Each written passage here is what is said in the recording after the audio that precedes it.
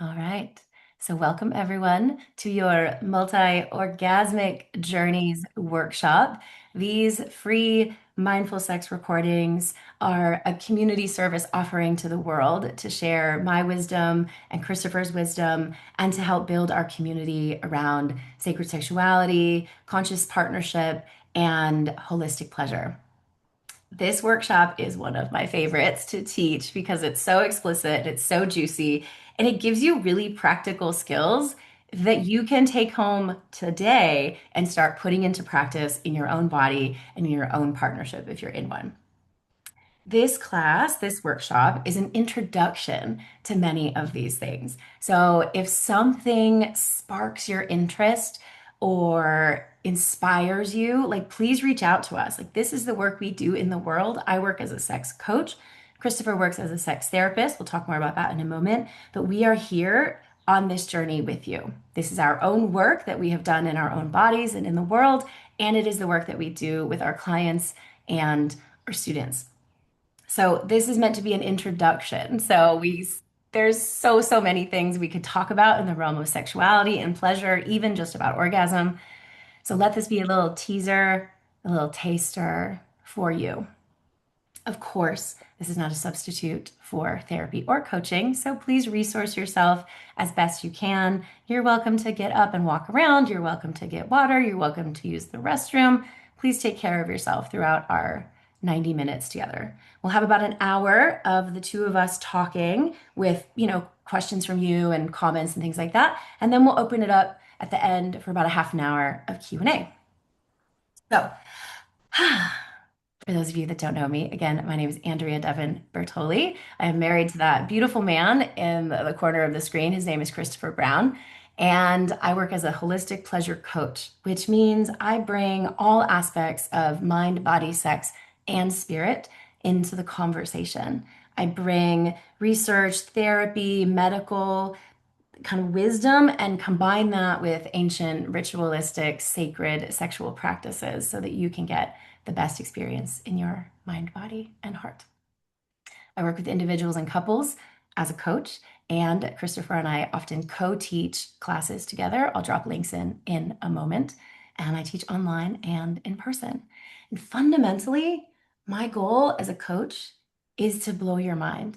Not because I am so brilliant and awesome, but because there is so much potential in your body. There is so much erotic energy. There is so much untapped pleasure potential. And I want to blow your mind with what is possible in your body. And today's workshop is a great way to do that. So before I go any further, I want to introduce my beloved, now husband, Christopher.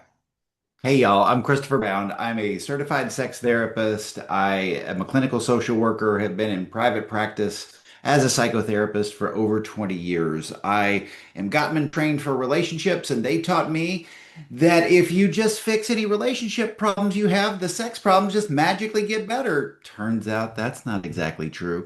So I found my way to the University of Michigan later in my career, and where I discovered ASACT, and I discovered a lot of things in the therapy community that we split off sex just like we do in our culture here in the US in this puritanical way, where I realized I had been working with people for 15 years and I had never had one course in human sexuality.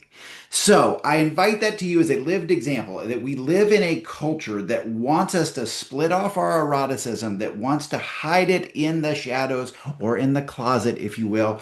And Andrea and I are here to be the coach and the therapist who talk about sex. So that's what we do in our group practice called Sapient, and I am delighted to facilitate. I'll be managing the chat here as you have questions, comments. The chat is not mandatory, but it is welcome. So I will be watching to make sure that we get your comments and your questions woven into today's program. Thank you for having me. Thank you for being here, and happy Saturday, everybody. Awesome. I've just dropped some links in the chat. You can find me on socials, and because I tag Christopher all the time, that means by extension you can find him. And we are going to be hosting, if you are here in the Bay Area, we are hosting our next tantric date night for individuals and couples. We are hosting that on April 18th. It's a Saturday. We're hosting it at the Green Yogi in Berkeley. And I also have dropped in the link to my next online group, which is I think that same day. No, maybe it's the week before. It's April 11th. And we're going to be talking about polarity, which is the magnetism of opposites. And you can think about this as yin yang. You can think about this as like top bottom. You can think about it as directive receptive. And either way you play with it, it's really, really hot. So I've been working a lot with this in some individual client sessions, and I've been having a lot of fun with it. So please join us next month for our next workshop about polarity. Oh, I want to drop one more in, which is my Tantra mini sessions, which is a great way to kind of dip your toe into this work. This will be a great experience if you're kind of new to this or if you're not local to the Bay Area and you want to study with me. These are bespoke 1 hour sessions on a handful of topics that help you get really deep with some of the stuff we talked about today. All right. So I'm so happy y'all are here. And thank you for your compliment about our superb energy. I really appreciate that. All right. So today we are going to talk about multiple orgasms. But before we do that, I want to kind of give it back to you.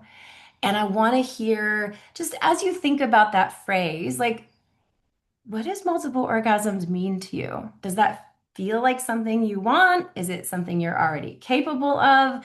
Is it something that you have never heard of before and don't know what we're talking about? Just give me a little bit of sense of kind of as you think about this phrase, multiple orgasmic possibilities, what does that bring up inside of you? I would love to hear from you. Just the one word or so. You're also welcome to raise your hand if you want to speak into the circle. You can also just drop it into the chat. And again, if you want it to be anonymous, you can just message Christopher individually so that it's not in the group chat. And while y'all are putting your answers into the chat, I'll buy a little bit of time here and just talk about my personal experience. So, one of the fundamental assumptions about sex and sexuality is orgasm is always the goal. And one of the experiences that I had for years and years, and we'll get into this as we go, orgasm was not something that I wanted or something that I enjoyed. So, for those of you who maybe, fall into whatever performative norm that we're taught by pornography or popular culture about what sex is supposed to be, your experience may be similar to that, but it might not. And either way, it's true to you, and so it's right. Now, if just because it's true to you and it's right doesn't mean I may want to keep my understanding of orgasm or my experience of it exactly the same, right? So we're going to offer you a lot of possibilities today on how you can further enjoy maybe an orgasm you're already capable of, or maybe some of you, you could learn to enjoy your orgasm more, or maybe for the first time. Mm, yeah. So I'm loving the comments in the chat. So we have, I've experienced it, but it is thrilling and kind of mischievous. I love that. It's enticing, experienced a couple of times, would like to experience more regularly. To me, it means extended intimacy and passion, moving away from the goal of orgasm. Yeah, we'll talk about that a lot. It wasn't something on my awareness, but with more tantric exposure, it has become more approachable. Excellent. Yes, we'll talk about that a lot. Never have with another person, but I would like to. We'll talk about that too. Let's see. They are amazing, and everybody has the right and capacity to experience them. Yes, and that is a fabulous segue. So thank you for that comment. So, one of the things we're going to do today is really kind of change the definition of orgasm. Maybe change the definition of orgasm that you learned in school or that you currently practice, or maybe you're still kind of figuring out what your definition is. And something really important to know about this is that this is possible for all bodies. So there are differences between whether you were born with a pussy, whether you were born with a penis, or some intersex variation of that. And there are some physiological differences. There are some different body parts, like the prostate and the penis body, that we'll talk about a lot. And this is in our bodies, and it's not necessarily connected to your sexuality, and it's certainly not connected to your gender expression. So, Christopher, anything else you want to kind of add to that? I just want to make it like as broad as possible for all people to know that this is possible in their body. Yeah, we're going to get to the overlap between emotion and your physical body and your emotional body, right? We're going to get into the overlap of that and how intertwined these experiences are. And Andrea and I talk about this a lot because we are an LGBTQIA plus affirming practice. And we also try to really come in and say, what are the actual sex differences, not gender differences, sex differences for each body? So for me, when I think of how, if I go back to Alfred Kinsey in the 20th century and Masters and Johnson in the 20th century, and bless them, right, for doing the pioneering work that they did. And you look back at a high level and they mapped basically orgasmic experience and sexual experience on what we would think of now as a male sex model, Mm. where you have, this, arousal and then a plateau, and then you have an orgasm and then a refractory period, right? And for some bodies, that is how it happens, usually male sex bodies, right? But female sex bodies are different, right? And so it's interesting now in this kind of fluid way to think about, okay, how do we think about orgasm in a male sex body and a female sex body, and what can we borrow from each to enhance our personal experience of orgasm? So Andrew and I really try hard to not buy into socially constructed gender differences, but to acknowledge that they're there, and we live in a culture where we have to combat that factor, but also to really be aware and pass along legit scientific research about what the sex differences are. So we're going to do our best with that today, and we'll do that ongoing in our work. So that would add that part in, Andrea. Amazing. Thank you. So, again, we're going to kind of reimagine our definition of orgasm. The other thing we're going to do today is talk about specific practices and knowledge that can help you in your body extend your range of orgasmic possibilities.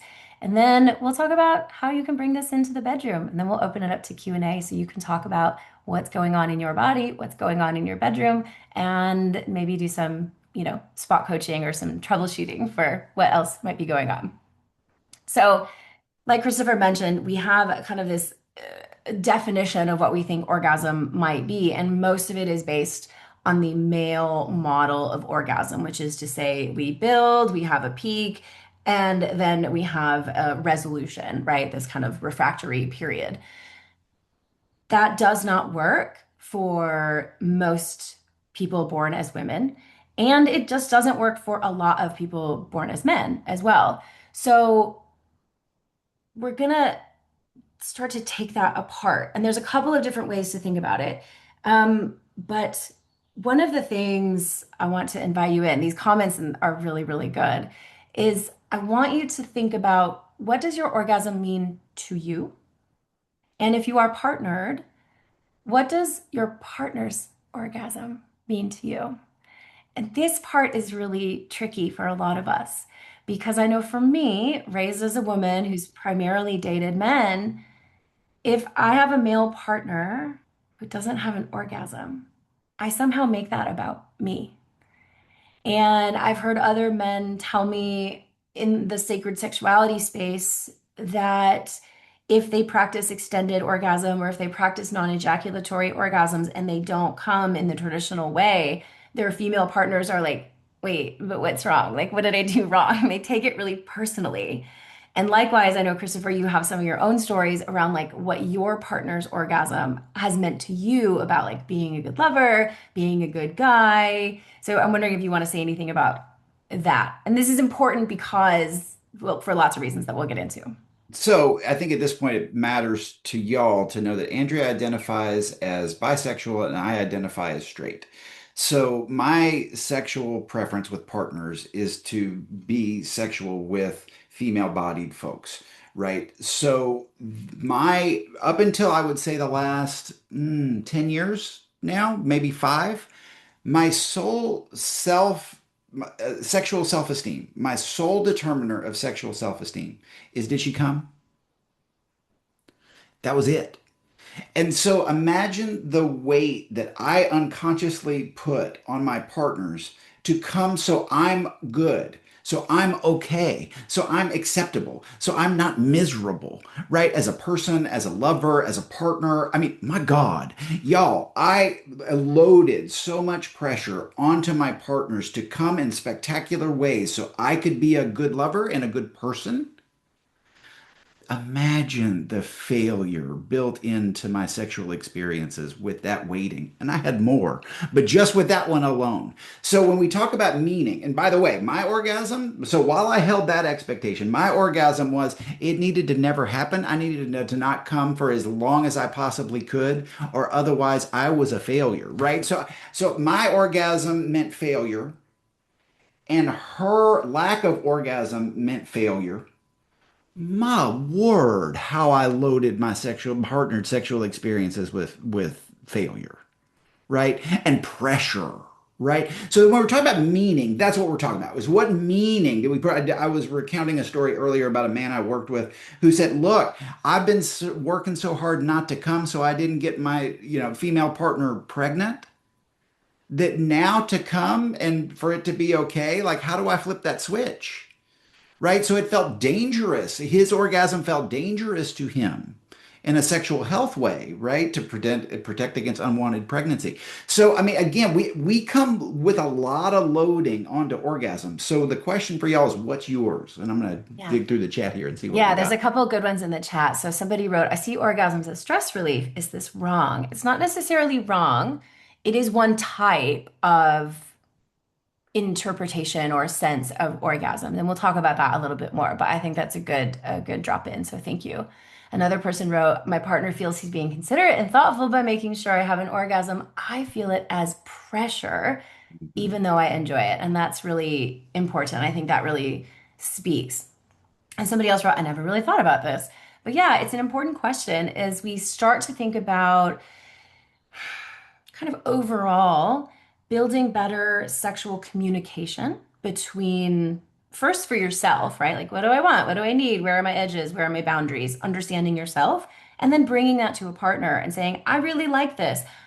Orgasm isn't that important to me. Or, sometimes Christopher and I will decide to fool around and, I just don't really feel like it. Like I'm here for the play, I'm here for the connection, I'm here for the skin on skin, and I'm here in the moment, but I don't like an orgasm just doesn't feel that important. Other times it feels really important. Having language and skills around talking about that is really big to avoid some of these calamitous weights that Christopher has talked about. So, And so just on yeah, that, so y'all imagine before I had done my own work, and that's on my side of the street, by the way, to redefine my expectation and meaning of orgasm, hers and mine. Imagine though, if I hadn't done that work and she was in one of those places where, hey, the skin on skin is good, but I really don't feel like it. Oh, y'all. I mean, that's happening in her and it's separate from me, but I didn't understand that. And so I totally would have meant that as though she doesn't really like me. She's thinking about somebody else. And by the way, did I mention she's bisexual? She'd probably rather be with anybody else in the world but me. Okay, this is what I did. And so imagine how much fun I was to hang around with after that experience that Andrea just described. This was just for play and connection and fun, and I wanted to feel this, and I didn't want that. Right? But I had loaded my self esteem on her response and her particular response. yeah, So you can see how I sabotaged my relationship completely unconsciously because I hadn't redefined orgasm for myself. yeah. Awesome. There's some really great comments in here. Thank you, everyone, for dropping comments in. Orgasm means what my partner and I decide it means, and that is different every day. I love this for you. Very cool. I would love to separate the play and closeness and skin connection from the end goal. Yeah, that's really, really powerful to Totally. do that.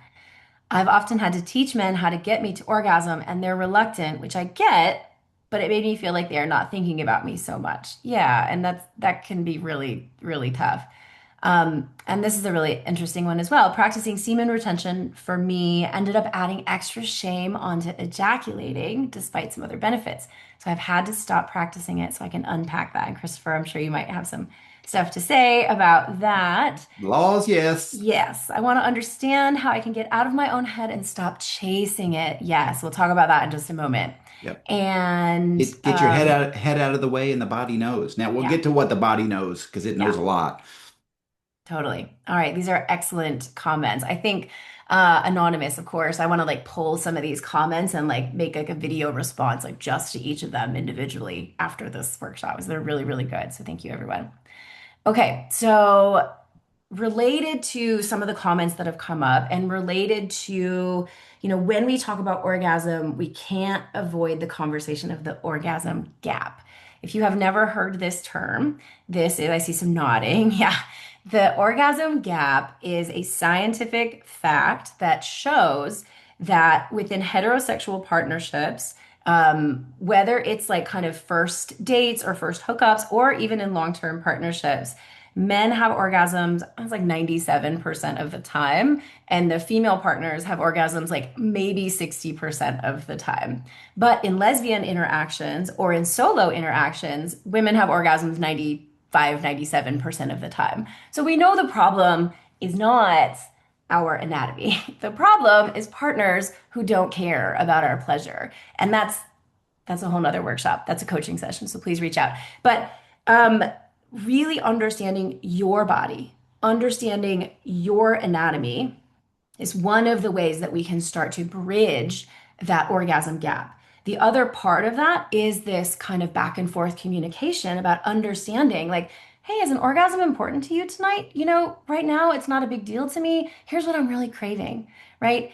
The other thing that I think the orgasm gap, it's an important conversation point, especially if you're in a heterosexual partnership. But the other thing to know about that is like, there is so because men and boys are raised the way they are in this society, which is to say, you don't get to have feelings, you don't get to be soft, you don't get to be vulnerable. Men often, and I mean, anytime I say often, there's always asterisks, right? There's always outliers.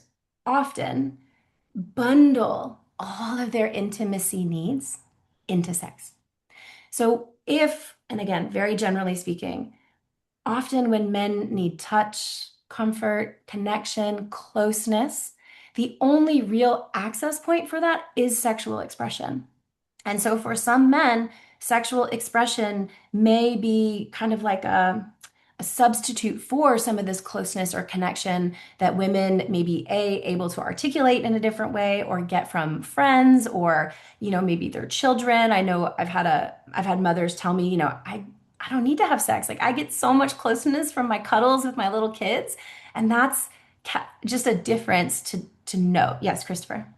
So just to narrate for Yeah. y'all. Now we said earlier we're going to designate between sex differences and social constructed gender differences, but we have to combat them either way. I mean, either way, it's not like just because it's a social construct it doesn't affect us. What Andrea is Right. describing there is the social construct, right? Men in Western society and maybe broader are given anger and horny. That's what we get in terms of permissible expression, right? So that's a social construct, but it's still a social reality we have to combat and deal with, right? So just to narrate for you, so as we have a sex difference, we're going to point that out as we have a gender difference. That's what we mean. A social constructed gender difference, but they're still very real if we're growing up and we're living in these cultures, which obviously we are. Thank you. All right. Okay. So let's talk back to the orgasms.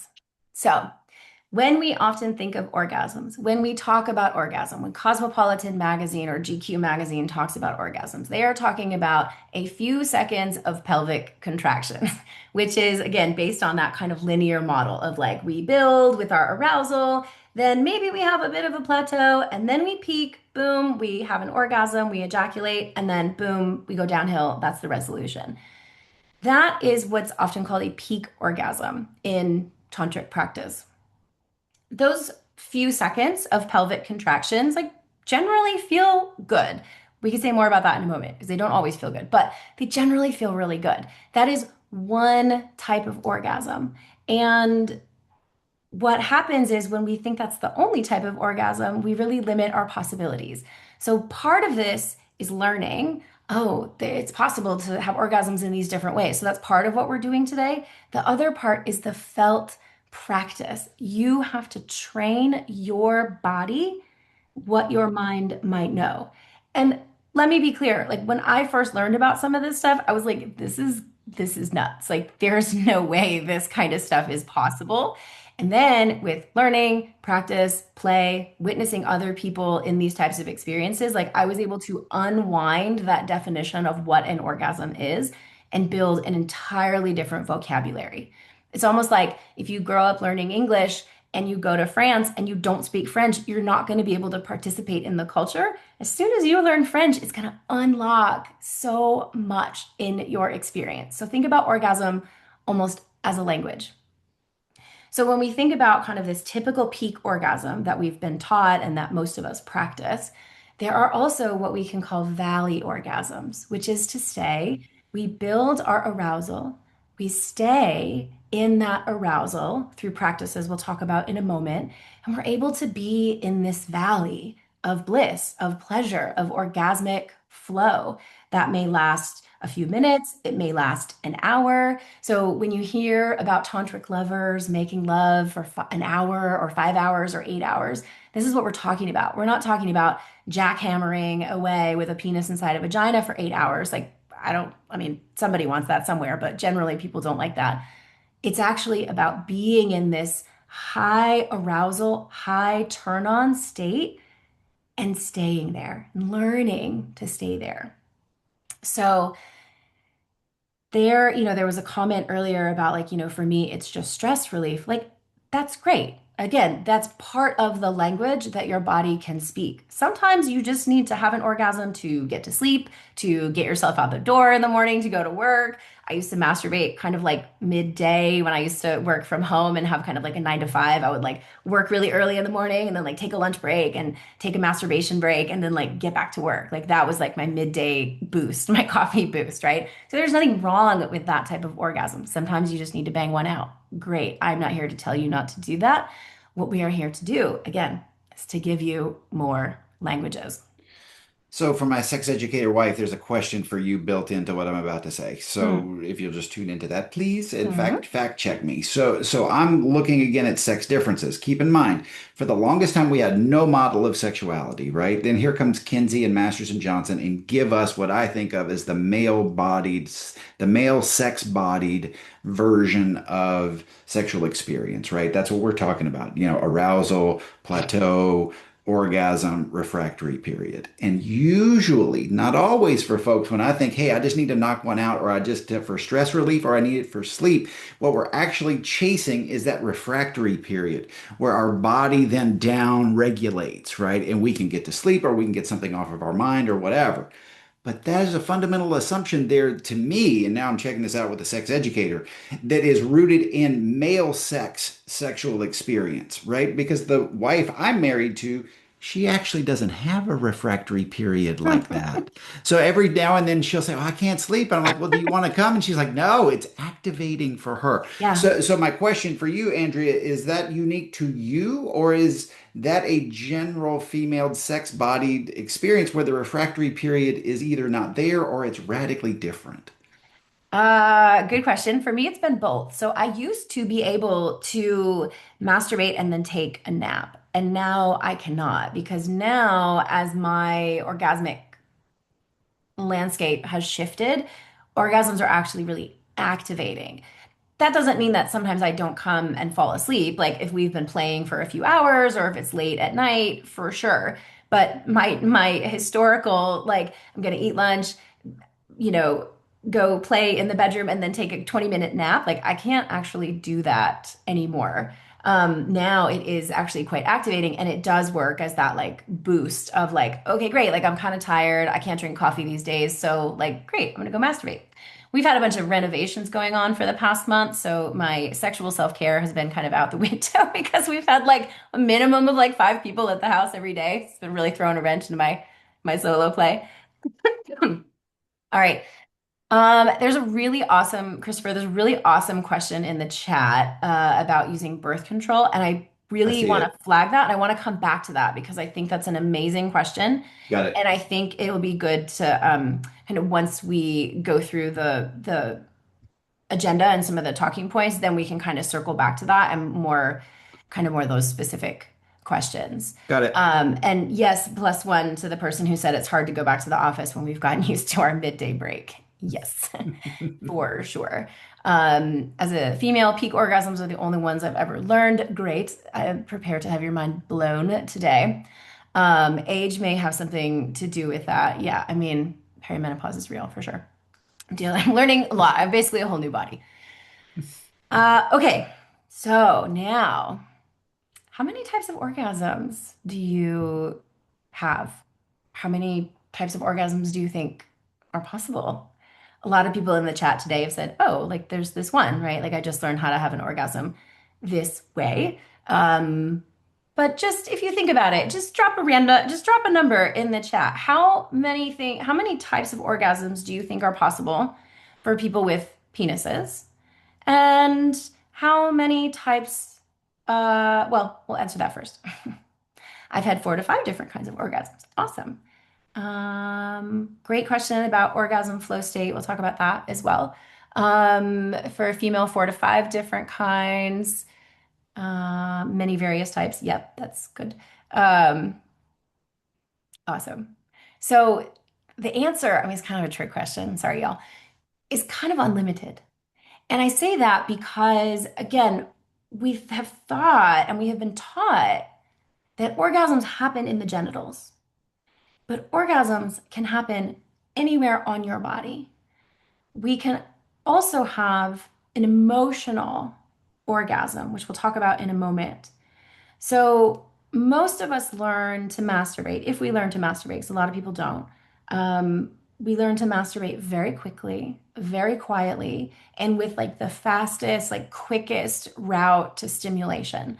So for boys and men, this is usually a quick, tight grip on their penis, and it's quick and it's quiet and it's very localized. It's only here in the penis. Maybe you feel it like vibrate in your testicles a little bit. For people with a vulva, you may have learned to masturbate by stroking your clitoris. Again, there's nothing wrong with these.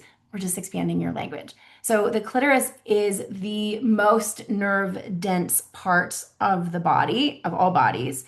And what you may not know is that the clitoris, this is what it looks like, the whole part of it, we access only the glands here. That's the most sensitive part. It's probably the part that you like to touch. It's probably the part that you like to use your vibrator on, but it's actually this whole complex.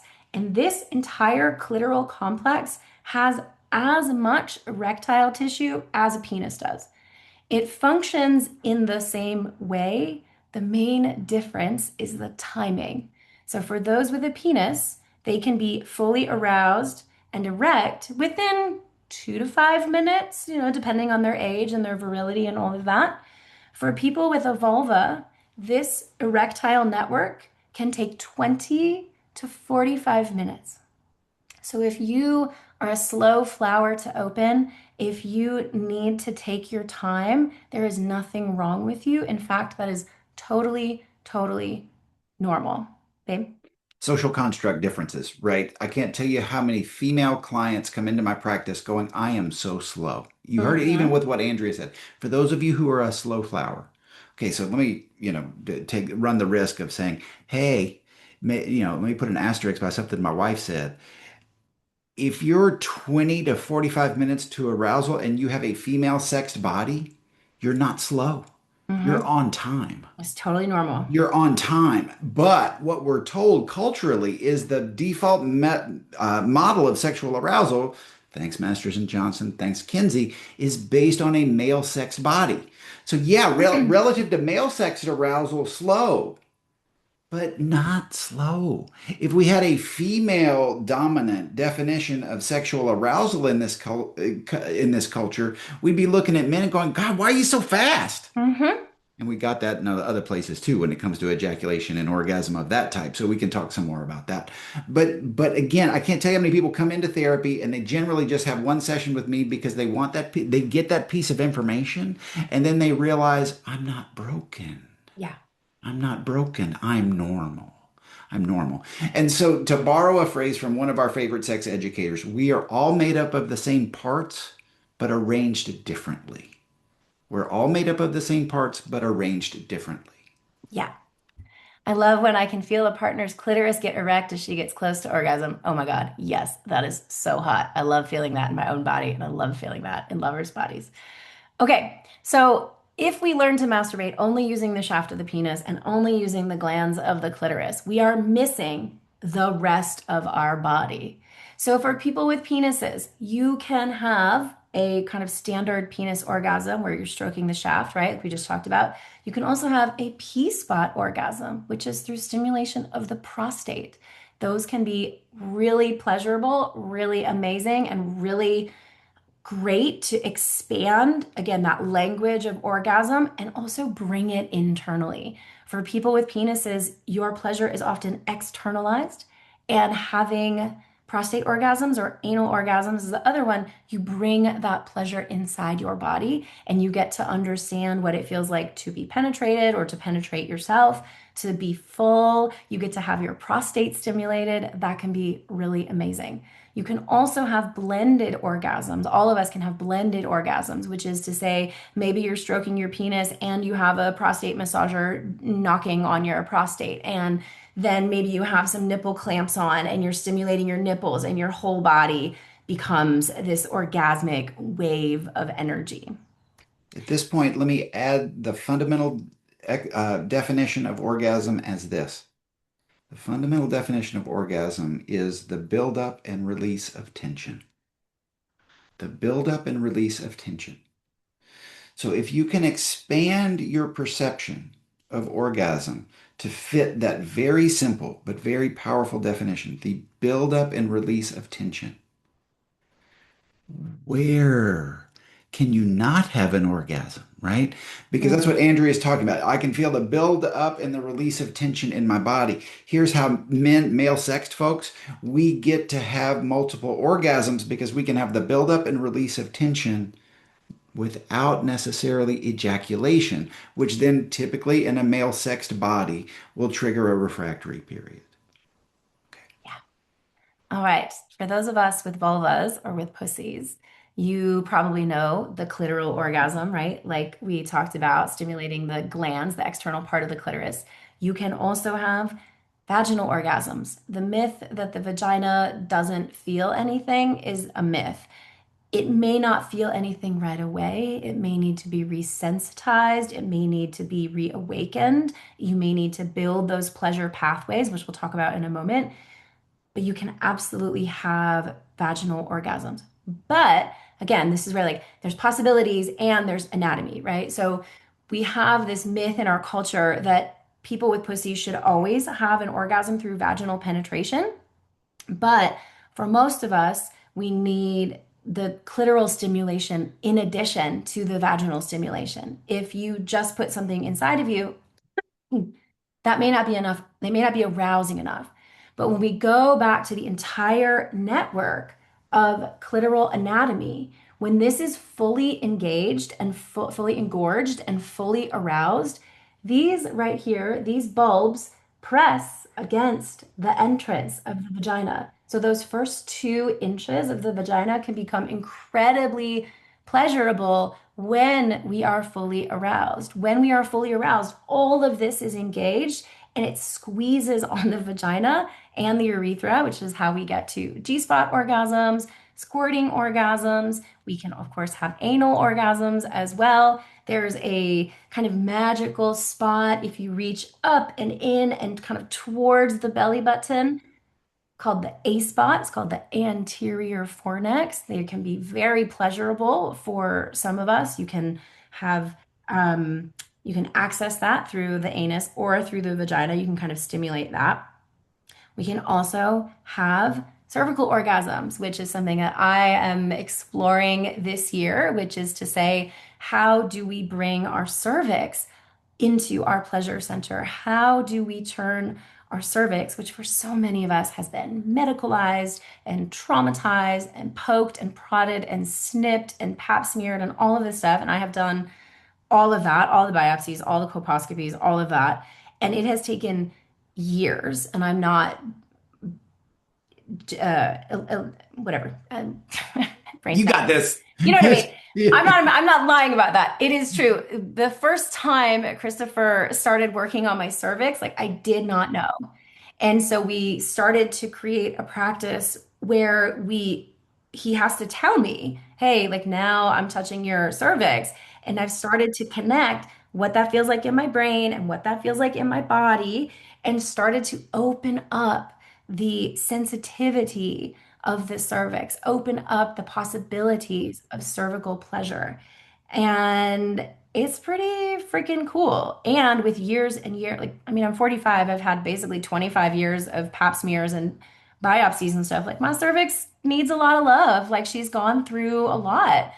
It was just last year that the American Medical Association realized that cervixes do actually feel pain during IUD insertions and other medical procedures. And they finally said, yeah, okay, great. You can have numbing or pain medicine for IUD insertion and things like that. So when we talk about like us not knowing our bodies or these models of orgasm that are not true, like it's because the medical system has basically ignored us forever and we're just learning about this stuff. The entire clitoris, all of this wasn't mapped until about 15 fucking years ago. Like, so if you don't know this about your clitoris, like you are not that far behind. Like we are still just learning so much because women's medical research has been so suppressed. We're seeing this now in the perimenopause and menopause conversation. People are getting really pissed about their mistreatment and we're taking it back. But let's bring it back to orgasms. All that to say, there are lots and lots of different ways to experience pleasure in your penis and in your pussy, and for all bodies. And this includes people who have maybe been paralyzed or had an injury. You can turn almost any part of your body into an orgasmic maker, right? So you can practice and you can learn to have nipple orgasms. You can practice and learn to have ear orgasms. You can practice and learn to have toe orgasms, right? Like some people really like their feet played with. There are unlimited places of pleasure in our body. But when we have this very narrow definition of pleasure and this very narrow definition of orgasm that's only focused on the genitals, we miss the rest of our bodies. Maybe you really like your armpits touched. Maybe you really like the back of your knees touched. I had a friend who could orgasm from having her forehead touched. I have practiced having throat orgasms because this connects directly to our genitals. It's all part of this like central channel. And when you learn and practice and train your body, you can learn to feel pleasure in your throat, whether you have fingers down your throat or a cock in your mouth or just a toy in your mouth. You can learn to connect your throat and your genitals and start to experience truly whole body pleasure. Then there's the kind of secret or quiet orgasms. There's the nocturnal emissions that young men and boys have. Some of us have orgasms in our sleep, including me. That was the first time I ever had an orgasm was in the middle of the night. Sometimes it's connected to a sexy dream, sometimes it's not. It happens really randomly. Some people have orgasmic births when they are in such a high energetic state and open, I would say open to the universe and open to the magic of creation. You can have orgasmic births. You can explore the energetics of sexuality in lots and lots of different ways. Not only do we bring our body online for this by engaging sensation, by trying new places, by adding toys and stimulation to bring other parts of our body online and create that blending, there is also an emotional component to our orgasmic language. And there are such things, and if you go back to, again, Christopher's definition of it is a buildup and release of tension. How many of you have had a crying fit lately where you just like feel this surge of grief or rage come up in you and you just have to sob it out and throw yourself on the bed? Could that be an orgasm of a sort? We would call that a crygasm. You can also have a gigglegasm where you just cannot stop laughing and it feels like it's rolling through your body. This may be connected to sexual touch and it may not be. Um, we were fooling around maybe a few weeks ago, and I had all this built up, and it was all this turn on, and he was using his hands on my genitals and my body. It felt so good, and I was ready to come, and it just came out in like this burst of giggles, and I like could not stop giggling. Sometimes that happens, but when we first got together, it was mostly tears because I was working through so much trauma and finally having a safe, beautiful place to land with my heart and my sexuality. It took us a long time to have really expansive sex because for so much of it, I was bracing, I was scared, I was tense, and I would say not all the time, but I would often cry during sex. And sometimes it was during sex, kind of in the arousal process. Sometimes it was more as I was building towards orgasm, I wouldn't have an orgasm, but I would burst into tears. And those experiences to me are just as valuable and just as mesmerizing as the kind of physical, squirting megagasm types of things that I've had with my physical body. The emotional component of this, though, is not always available to us because of lots of reasons. So, Christopher, I give this to you. This is your realm for sure. Yeah, I think y'all just Andrea's giving us, in my view, a very courageous example of what we're taught in this culture, whether we're men or women, is that we experience trauma and we shouldn't talk about it. Mhm. Even this woman who has done a lot of work and is in the profession, right? Did y'all hear her when she was talking about the cervical work and she talked about all the abuse that her body has suffered at the hands of the medical system? And then she just went right on. Do you hear her saying, "Hey, I mostly cried at first"? Do you hear her saying, well, I heard her say once, to have sex, I have to be guarded. I have to be guarded. She's not just talking about emotionally, she's talking about bracing in her body, right? So as we talk about these different kinds of orgasms, one of the things that I want everyone on this call to know is that she and I are assuming you have levels of safety in your life and in your relationship that allow you to let your guard down. Mm. And I want to say that I know, because I've lived it too. Even as a male bodied person, I can only imagine what it had been like if I was a female bodied person. Is that when it is not safe in your home or in your relationship or in your culture to have sex or orgasms without guarding, you're not doing it wrong. You learn to guard and you learn to brace to protect yourself. You may still be in a context where you have to protect yourself. That doesn't mean you're doing it wrong. Doesn't mean you're doing it wrong.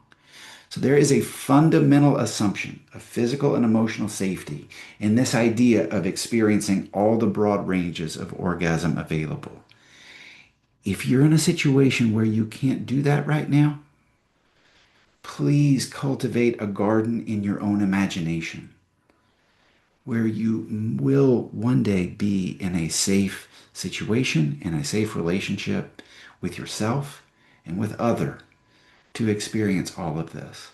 And that is my greatest wish for all of us, is that we have that baseline safety so that we can experience this. This is the overlap. This is Bessel van der Kolk's book, right? The title, The Body Keeps the Score. This is why Andrea's cervix had no connection, right? My opinion, she dissociated the physical experience of her cervix to protect herself from all of that trauma that she just said and then rolled on with her beautiful smile, right? Right? We're all doing that on some level. We're all doing that on some level and probably necessarily. Now, the question is it necessary in your current context or was it necessary once upon a time, but now you're in a safe context, but I don't know how to undo it? Mhm. This is how you can undo it, right? This is where sex itself, with safety, can be therapeutic. Yeah, thank you. And I just want to add on to that too. Safety does not just mean physical safety, right? You may be in a relationship that's totally physically safe and you feel totally, your partner's not going to harm you. But if your partner gets mad if you don't have an orgasm, or if your partner thinks you take too long and makes it very clear, or if your partner's clearly frustrated if you bring up something new and want to have sex in a different way, or if your partner doesn't want you to bring toys or implements or tools into the bedroom, like that's another type of safety that really gets missed in a lot of conversations is that like, yeah, I'm safe, like this person's not going to harm me. But if I tell them I want to also use a dildo and be double penetrated while I'm having sex with him, like, is he going to freak out? Is he going to be mad? Is he going to pout? Right? Like, those are also forms of punishment in a way. And it's going to, over time, make you feel make you be less expressive, right? Well, last time I asked for something, they got really weird and didn't talk to me for 5 days. Or last time I wanted to use my vibrator after sex, they got super pissed and did whatever. Like that is another form of safety that I really want you to take into consideration as you hear again kind of the next step, which is going to be how we're going to talk about how do you practice these. But also like knowing that in your own body the safety is so broad. If you're not in a place where, some people might really freak out if you start crying during sex. That might scare some people. That's reasonable, right? Like again, like that's not common in our culture to have that big emotional release. If you start laughing during sex, that might bring up feelings in this other person, right? Who's pleasuring you or doing something and like laughing, even though it may not have anything to do with them, like might bring up some big feelings in them. So She's yeah. talking about me, y'all. She talked about me. So remember what I told you about me earlier. Once upon a time, her spectacular best I ever had orgasm was the way I was good. If she had any of that broad range of experience, some of which might have something to do with what I was doing in the moment, a lot of which might have some things to do with her in the past. But I had my self-esteem rooted on her sexual reaction in the present. What happens to me, right? If I haven't done my own work, Hmm.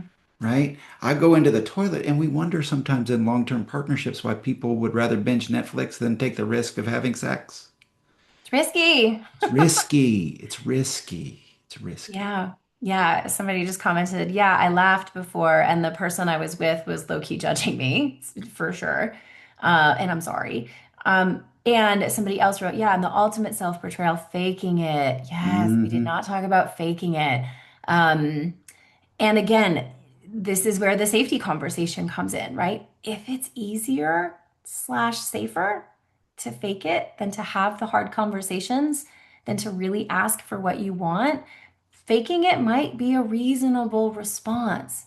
But if you are in a great relationship with a person who you love and who is open and willing to communicate about these things, and if you are still faking it, then I think that comment is more correct, where this then becomes a little bit of a self-betrayal because you're not giving yourself, you're not honoring yourself and your own needs, whether that's time, whether that's tools, whether that's lube, whether that's, just grace for your own body and your own ability.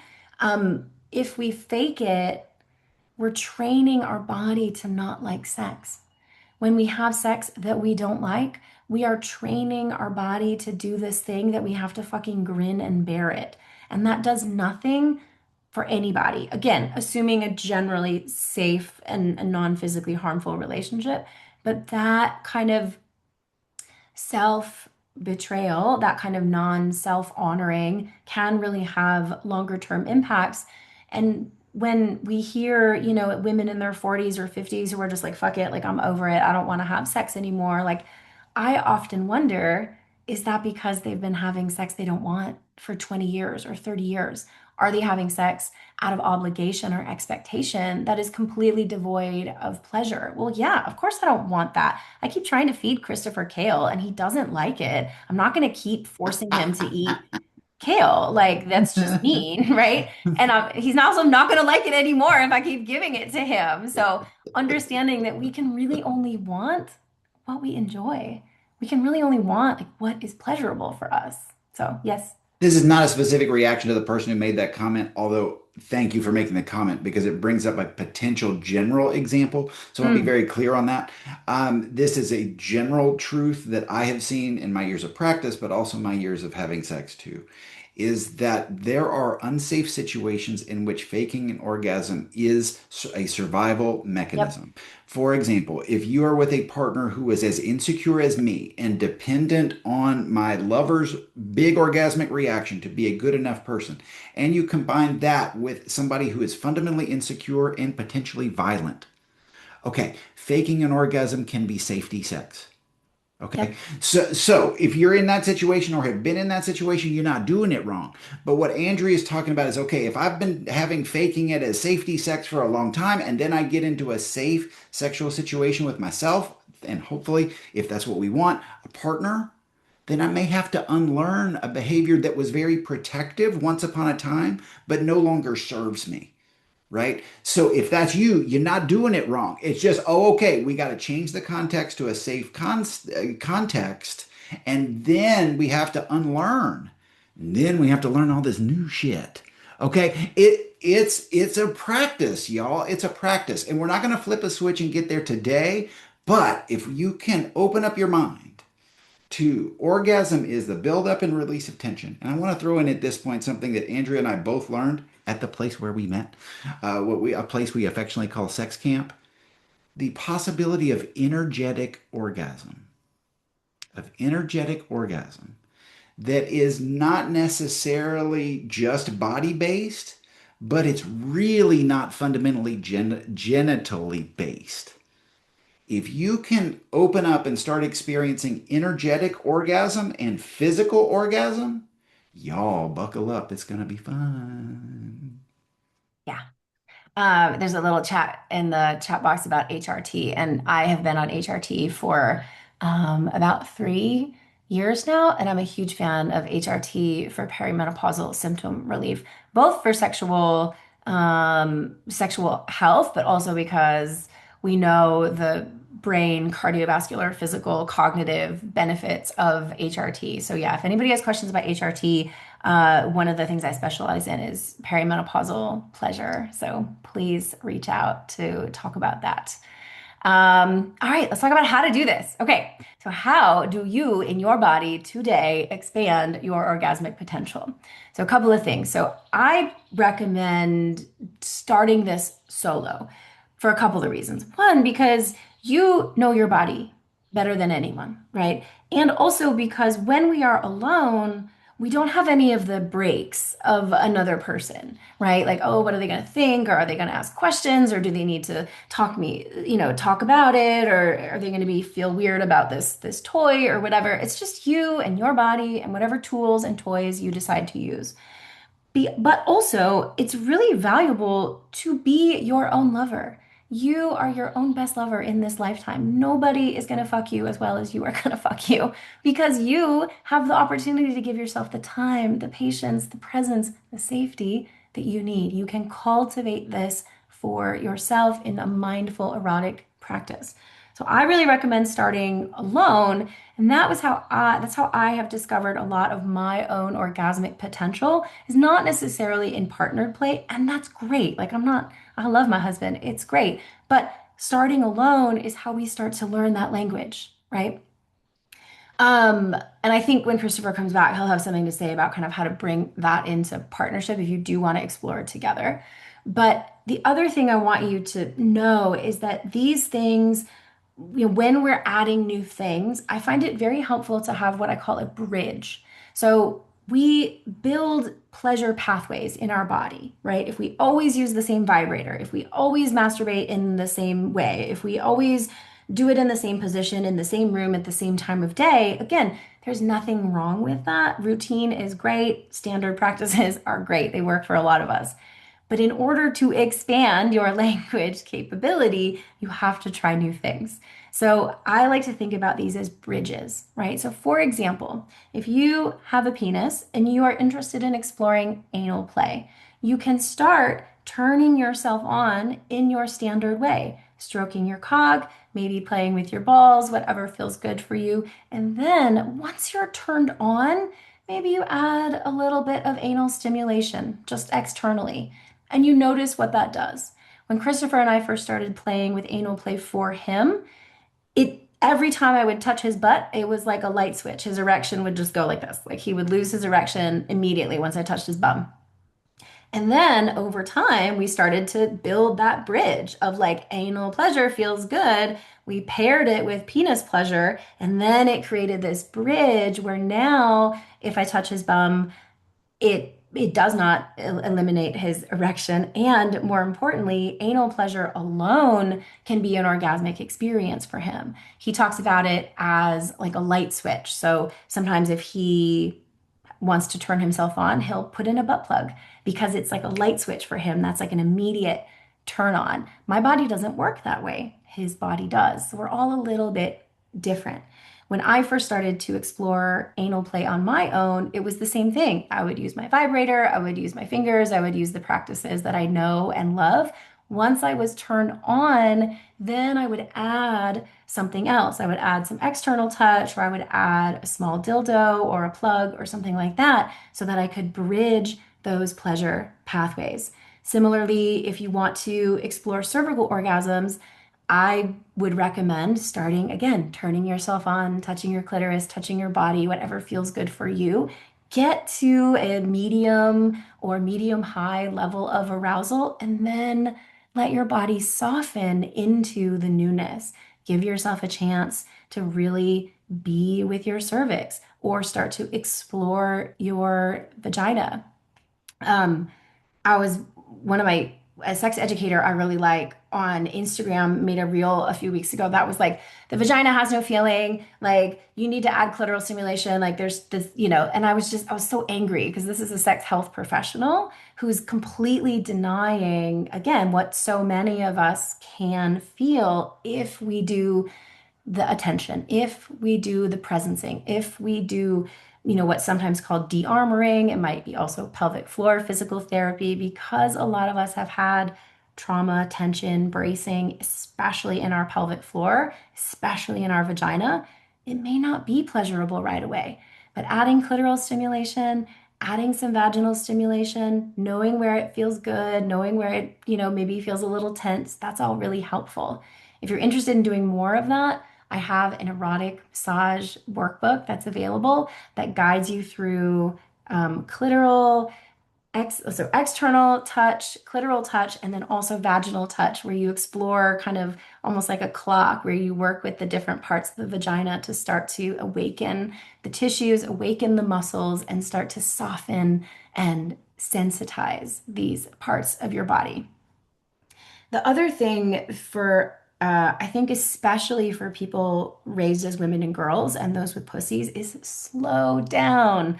Again, we have this whole network of erectile tissue that takes time. Sometimes, yes, you can use a vibrator and get off in just a couple of minutes, but that's kind of like turning on your car and just like driving down the street, even when it's cold, when you kind of know your car needs to warm up a little bit. So, yes, we can have orgasms that way, but it's kind of like taking a straight shot to orgasm rather than slowing down and opening up, awakening, softening all the clitoral network, all the erectile tissue, and bringing the rest of our body online. So that's the other part is become an active participant in your pleasure.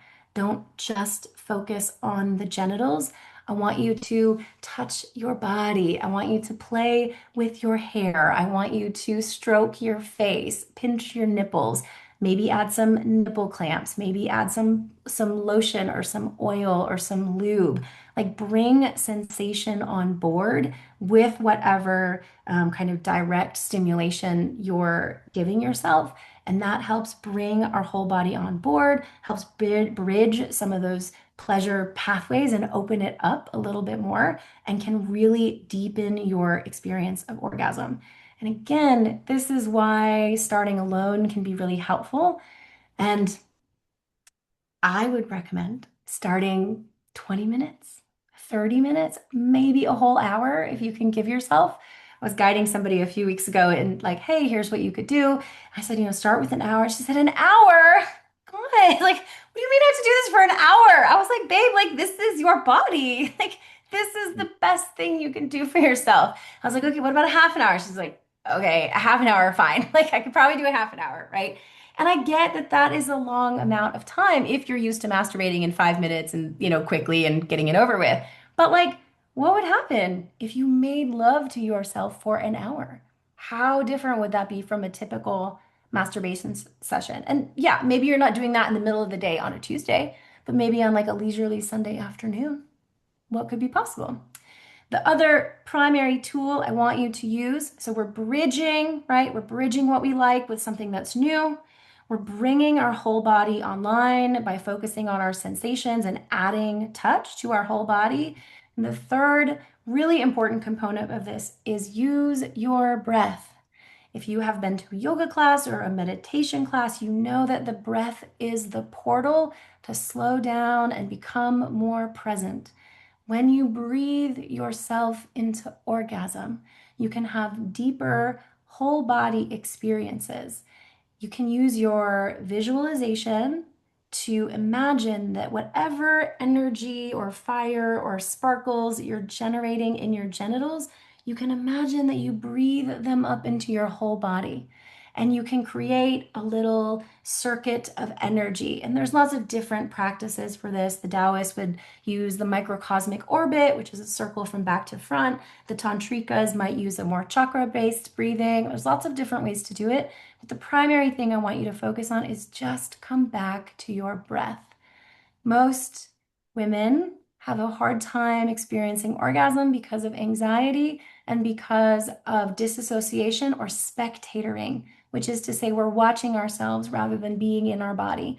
The breath is the quickest way to get into your body. And if you find your mind wandering to the grocery list or the to-do list, or like, oh my God, I forgot to water the plants, come back to the breath, come back to the sensation, come back to whatever stimulation you're doing. This is the way to do it.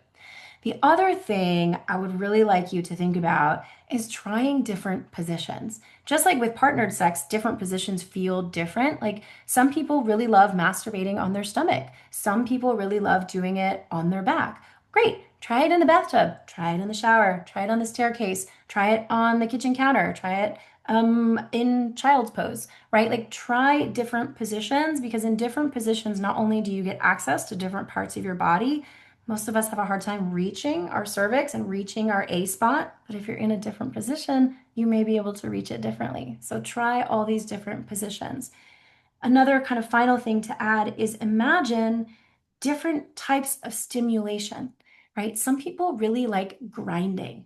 Not everybody does. And a lot of people that do like it don't really understand that this is a thing that you can like, right? So maybe you grind your vulva, your pussy on somebody's thigh. Maybe you grind it on the side of a couch. Maybe you grind it on a pillow. Maybe you're sitting on a vibrator and grinding. If you There are like cool toys for this there though. are toys for this. So if you are a grinder, if you are an upside, if you lay on your belly and masturbator, if you like grinding on the side of the couch, like there are specific toys for this. So please reach out if you need recommendations.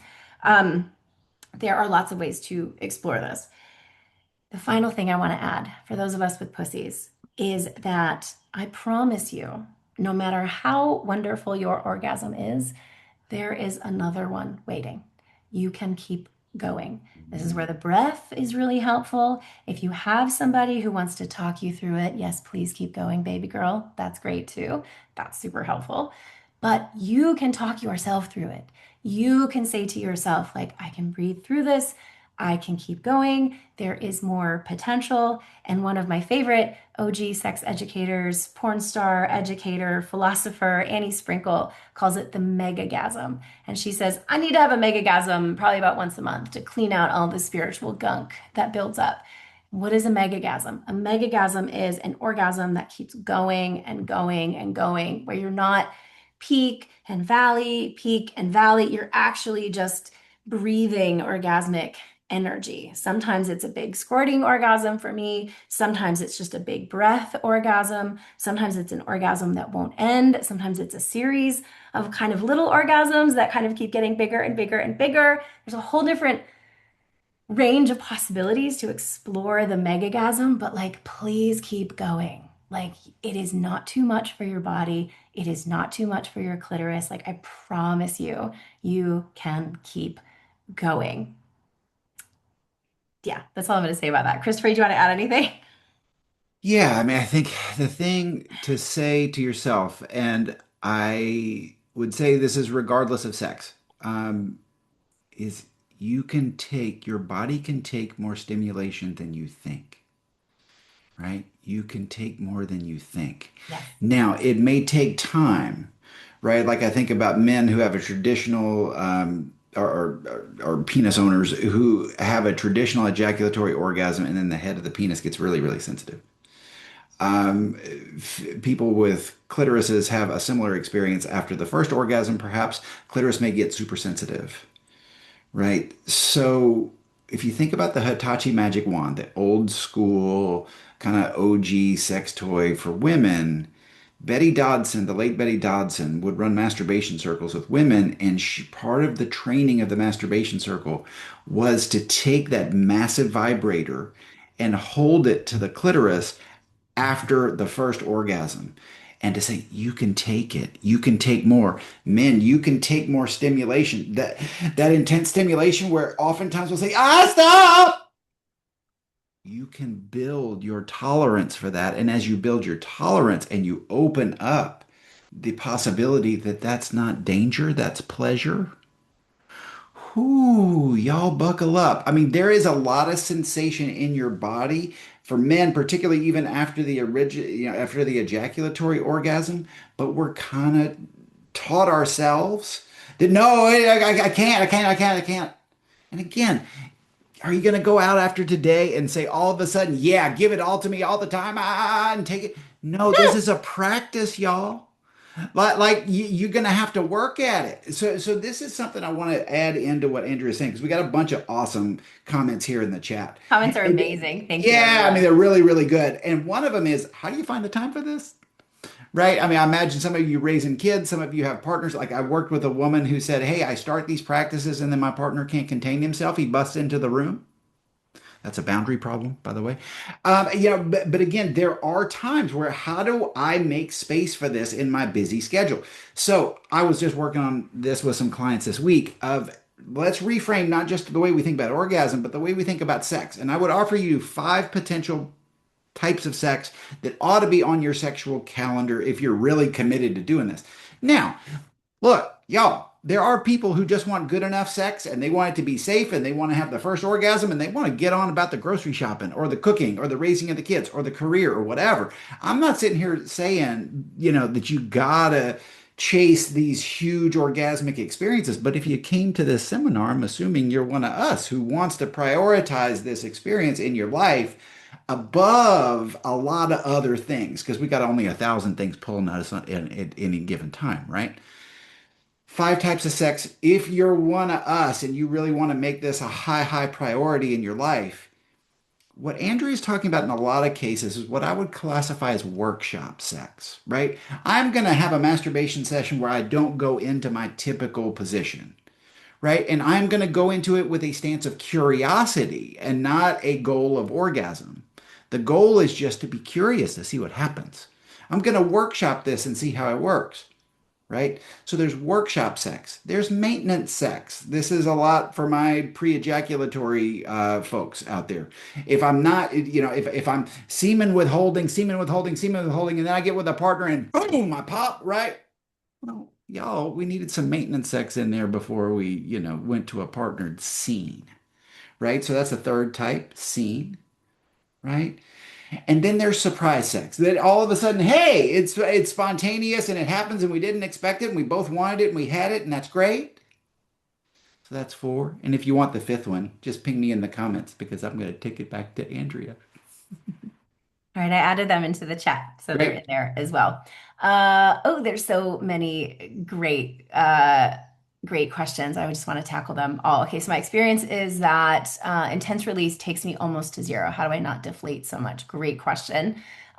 We go back to the breath and we imagine that you're building up so much energy in your genitals or your pelvic floor. What if you breathe that energy up into your belly, into your chest, into your throat, into your mouth?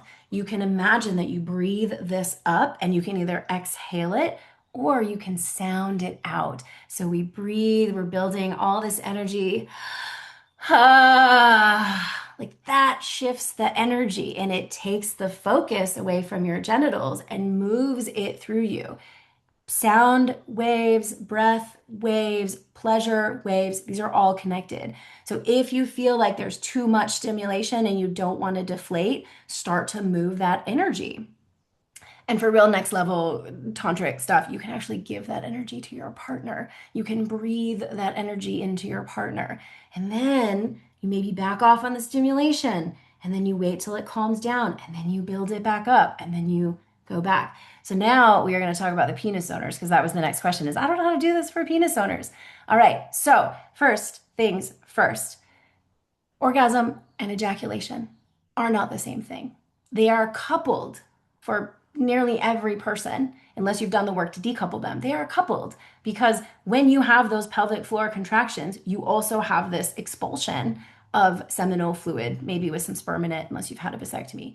But you can practice separating those two functions. They are not the same thing.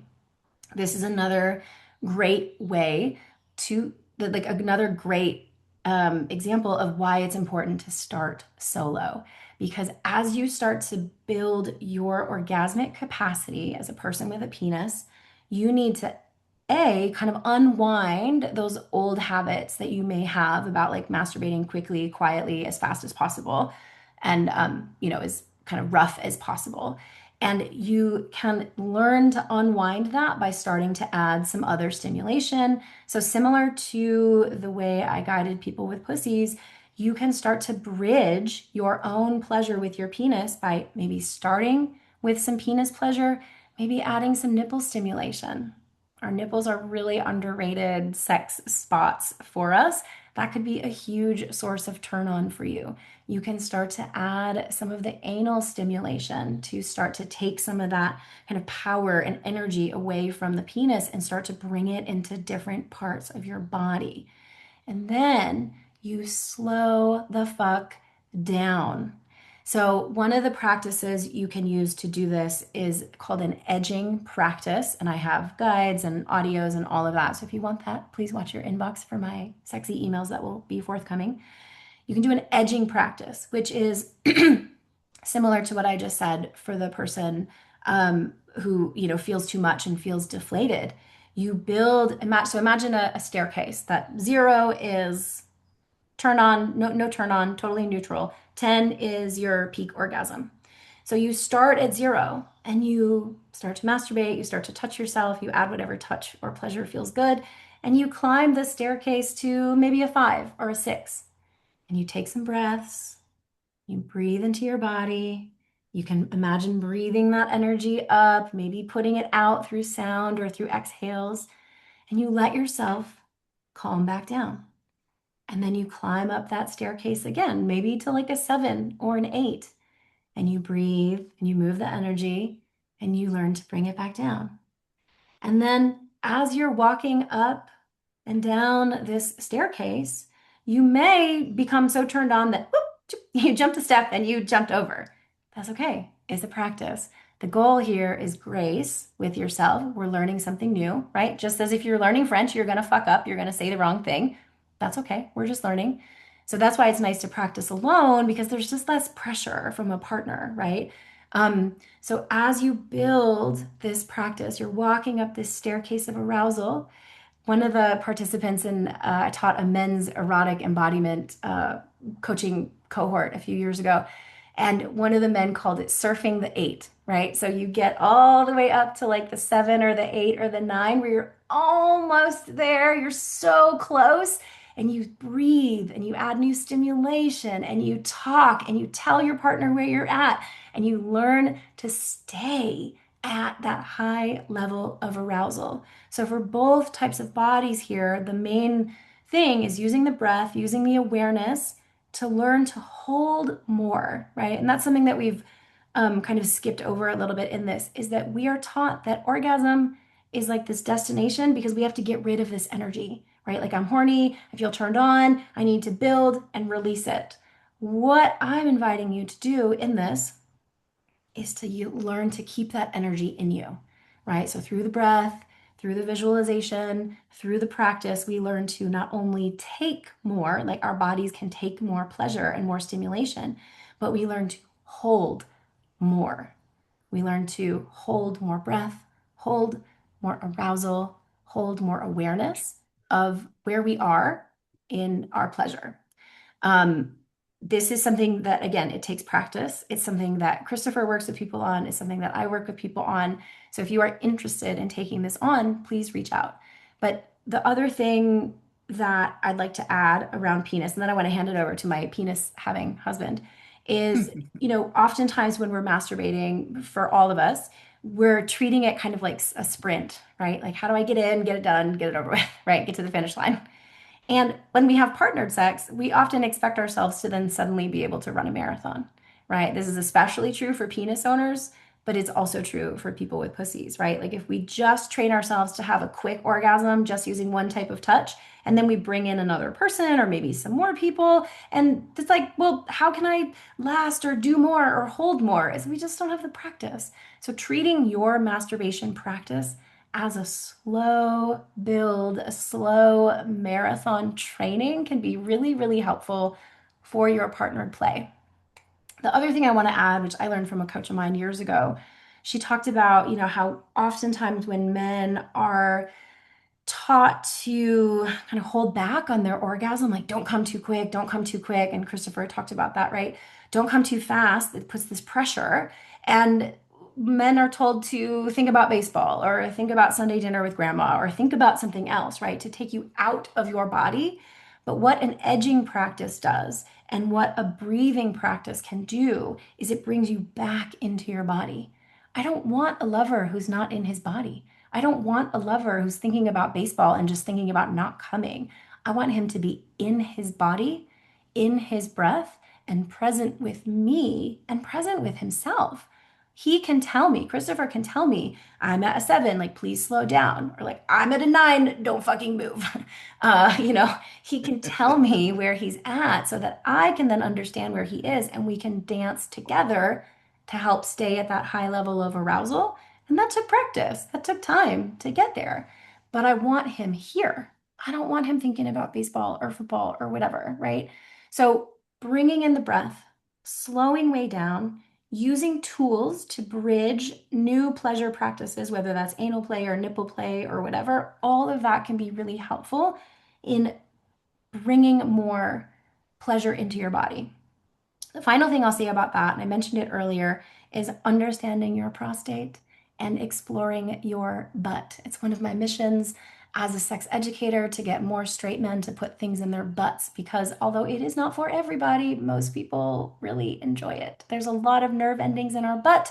Nerve endings do not have a sexual orientation. So just because you like stuff up your butt does not make you gay. Surprising how many people still think that. So I want you to start to explore anal pleasure, whatever that looks like for you. Maybe you stay external. Great. Maybe you get curious about your prostate and you start to feel for the prostate gland inside of you and start to create prostate pleasure in combination with penis stimulation, right? That's a great way to, I don't know, what would you say, Love, double your kind of pleasure capacity? When we first started playing with Christopher's prostate, it was like learning to have a whole new type of orgasm. So with that, I'm going to hand it off to you to talk about your penis and your butt and your experience. Okay, so first of all, let me now explain the broad difference between a workshop setting like this and individual coaching or therapy. In individual coaching or therapy, we get to customize these interventions specifically to you and your circumstance, your body, your relationship, your family configuration, any of it, right? So we're limited in how much we can do individual sort of planning with you in these settings, but that is available if you want to work with us individually. So, all that to say, Andrea and I are good generalists. So, I'm going to give you a good general roadmap that will then need customization for you by you in your life circumstance. So, the first step I would do, right, as a penis owner, the first step I did was really understand what are my hangups? What are my core beliefs about sexuality? I've shared some of them with you today. Like one of my core beliefs was that my function as a lover was to stay in the experience as long as I could so she could have orgasms, remember? So I could be good because her orgasm was how I was good or bad. Okay, now I think we all see the flaws in that, but that's how I went into sexual experiences. Now, let me double that. So this is part of what I had to understand about myself. That's just in the partnered sex realm.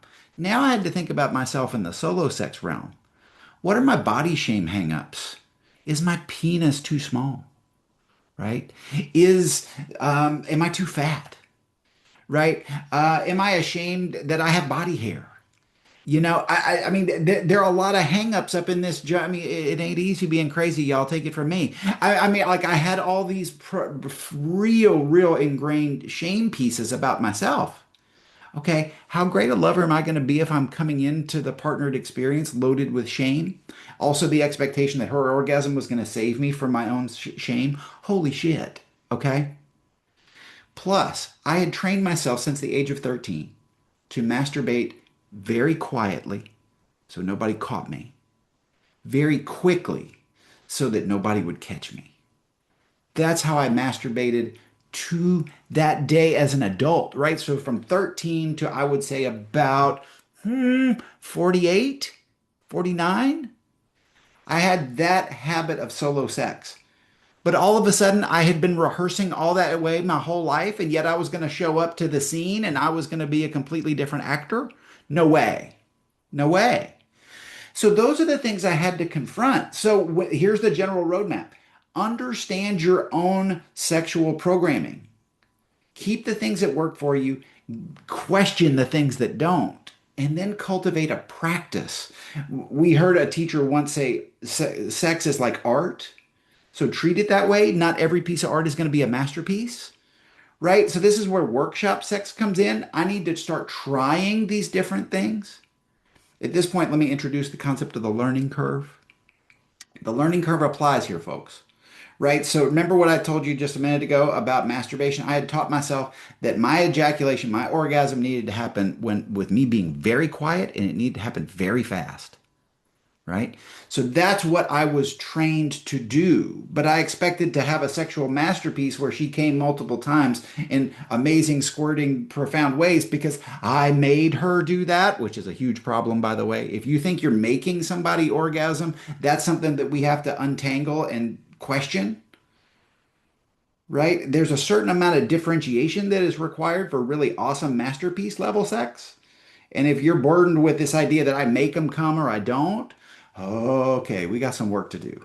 We got some work to do. Right? So I got to know that's what I'm doing. I got to commit to a practice to change the way I'm wired. Right? And then if I want to have multiple orgasms as a penis owner, I have to start to really recognize the cues in my body. Where is tension building and releasing? How am I at having all this stimulation while I'm breathing? Am I holding my breath? Am I not? Right? These are all things I need to practices I need to cultivate. So back to the learning curve. Learning curve has 4 phases. Unconscious incompetence. I don't know what I don't know. This is blissful, y'all. It's blissful to not know what you don't know, right? I say to Andrea all the time, the more I learn, the less I know, right? So unconscious incompetence is where we all start. I get into it and I realize I'm not good at this. I'm consciously incompetent, right? Now I come out of this workshop I did with Andrea and Christopher and I realize I'm a penis owner and I can have multiple orgasms. I can have energetic orgasms and I can have, non-ejaculatory orgasms and I can have P-spot orgasms and oh shit, I didn't know any of that. And so now a lot of you are going to come out feeling consciously incompetent about this stuff. That's a painful place. So be ready for that. It's gonna feel uncomfortable, right? But if you stay with the practice, you can become consciously competent. And for me, the non-ejaculatory orgasm was breathing in the moment, getting the stimulation, and then visualizing literal train tracks that I can take the track of ejaculation and go over the falls, or I can breathe my way into tension building and releasing.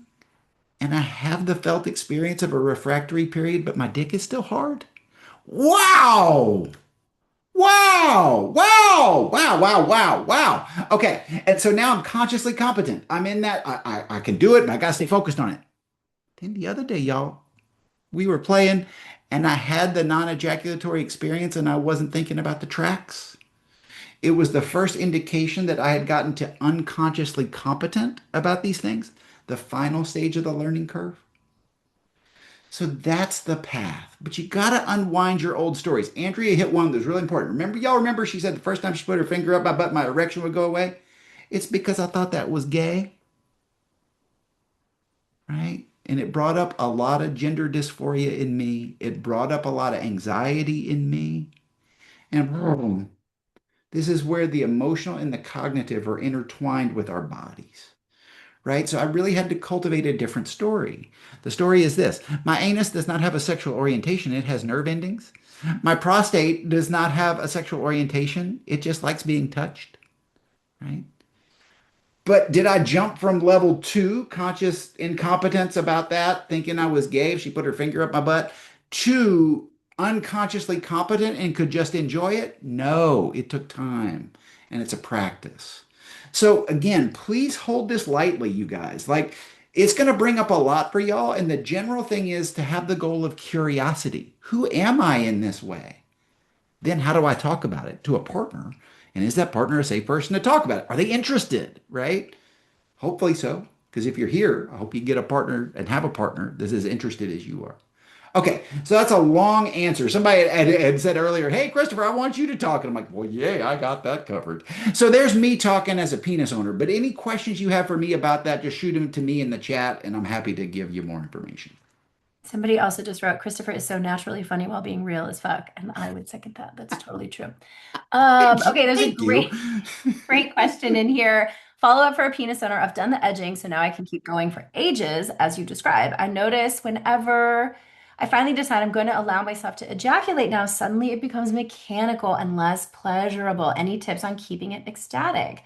Babe, what do you want to say about this? I can imagine so much. Yeah, I mean, first of all, not every orgasm is, I mean, no two orgasms are going to be the same, right? Right? Like every orgasm has a story. And I even now have orgasms like, oh, what was that? Mm. Especially as my body has changed. I mean, I'm in my 50s now. And again, by the way, here's a plug for updating your sexual expectations of your body every decade of your life. Because if you don't, here's what you do by default is you default to normal sexual functioning being whatever your body did when you started having sex. Mm. Oftentimes in our late teens and early 20s, sometimes different times. I mean, there's no right or wrong time. I mean, whatever your history is, again, assuming it was consensual, I mean, and for some of us, it's not. And I recognize that too. So anytime that you first chose to have sex, that's kind of where our body defaults, our minds default to the bodily expectations, Yeah. right? So for penis owners, I expect my dick to work like it did when I was 18. That was when I made my sexual debut, right? So I mean, my consensual sexual debut, by the way. So that's where it really pays to have an updated expectation of your body. And one of the things that's changed in my 50s is the quality and the literal qualities of my ejaculatory orgasm, right? And so that's really something I've had to kind of go back to the beginning that I said, and what's my expectation of this, right? By the way, my early sex education came from old school pornography. So if it wasn't a huge ejaculation always on somebody's face because that's what they want, right? Because porn is like, please give it to me, right? I mean, there's just so much to untangle, y'all. I mean, with this, in this twisted culture where we get weird sex ed, I mean, so again, I mean, like, please don't go easy on yourselves with this stuff because there's a lot of stuff to undo. Yeah. So that's where, in terms of now back to the question of how do I make this orgasm ecstatic? Um, First of all, don't expect it to be ecstatic every time. Mm. For my sports fans out there, think about more like baseball as a metaphor, right? Baseball players don't expect to get a hit every time they get up to bat, right? So failure is built in to the expectation. So again, I don't call it pass or fail. I have clients that do that, this is a whole other thing.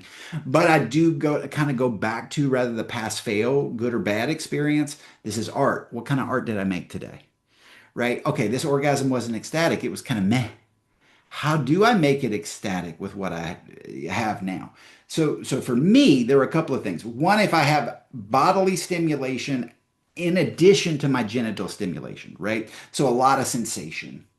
That helps me get to an ecstatic place. If I have done the energetic work to build energy through my breath, if I have given myself permission to make noise with my exhales, y'all, sometimes it's that simple, right? Follow your breath. If you want a more ecstatic orgasm, are you breathing ecstatically, right? Am I making noise?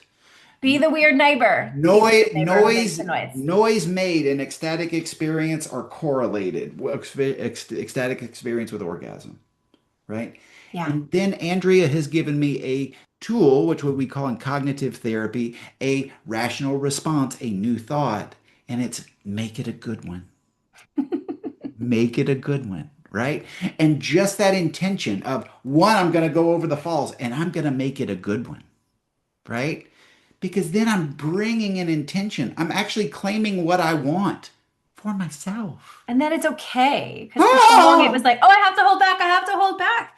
And then he would have an orgasm and he would feel shitty about it. So I'm like, well, if you're going to go over the falls, like at least make it a good one. Make it a good one. And Yeah. it's become part of the lexicon, right? So that's how I do it. And again, we could customize this to how you could do it. So my solution isn't always for everybody, but generally the path is similar, right? But then it's different in some really profound ways for you individually. Yeah. Okay, so we are 10 minutes over time. Thank you No, us? for No staying way. with us. This has been excellent. There's been so many good comments. I haven't gotten to them all. And like I said, I'm gonna extract them and like make Patreon videos and all of that. Because I really wanted, like, they each deserve their own workshop. Like there's so many really good ones. So Christopher and I can stay on for another 20 minutes if you all want to hang out with us and ask some questions. Awesome.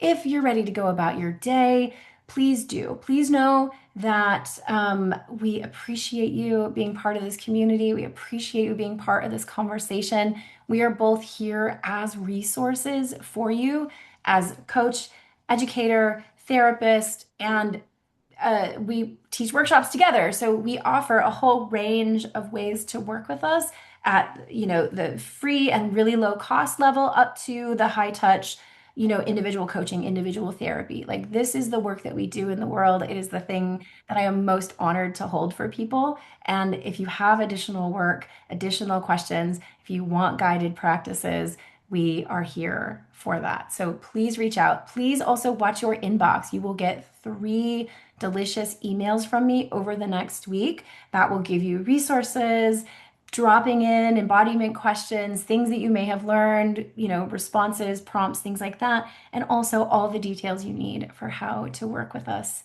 in the future, should you choose. Thank you again for being here. I so appreciate all of you.